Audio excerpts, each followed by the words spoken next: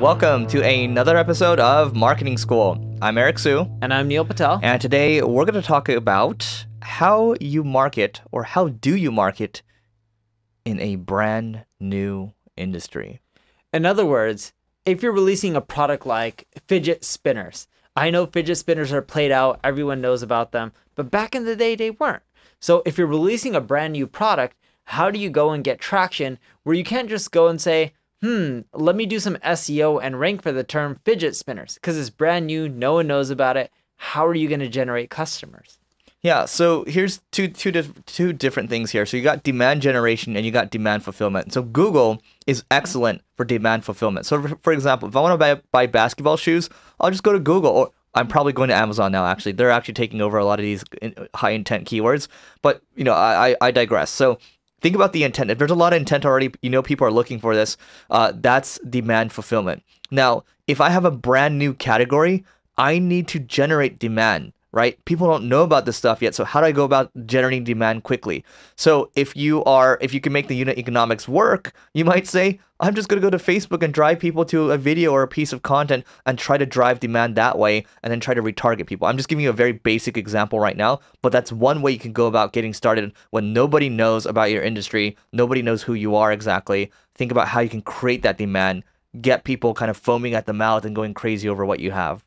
In general, if you're trying to create demand, the way you do that is you get press, get people to talk about you, blog about you. There's companies like prserve.com, which do performance-based press. You only pay when they get you results.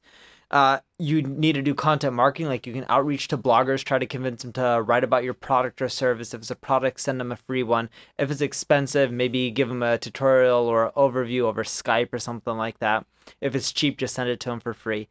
Keep in mind that they may have to do disclosures because they got the product for free, which is fine.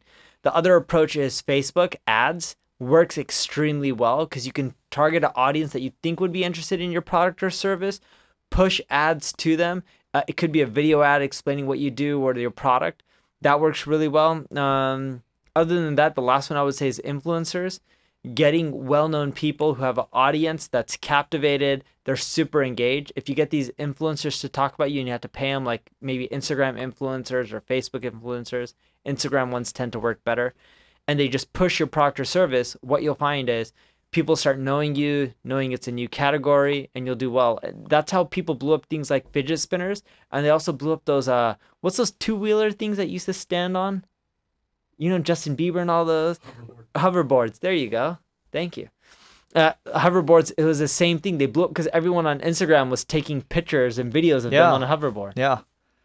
So there's the pay to play with the influencers too. And something we've talked about in the past is content partnerships, right? Collaboration. So if you actually do have some sort of leverage, let's say you have an email list, let's say you have an audience somewhere else, and then let's say you have a high count email list and someone has a lot of subscribers on YouTube, maybe you can somehow barter and work out a deal that way. There's a lot of creative ways you can do a deal. But Neil's talking about the same thing here. We're talking about demand generation. That's what you are, demand creation, I'm sorry. Demand creation is what you're trying to do, and that's how you get started. And look, at the end of the day, when you do these types of partnerships with people, they already have your customers. They have the audience already. You don't need to try to reinvent the wheel. They've done the hard work already. They've done the audience building. And Neil and I talk about all the time how audience building is one of the hardest parts of building a business if you're going to build one at all, and we recommend that you do.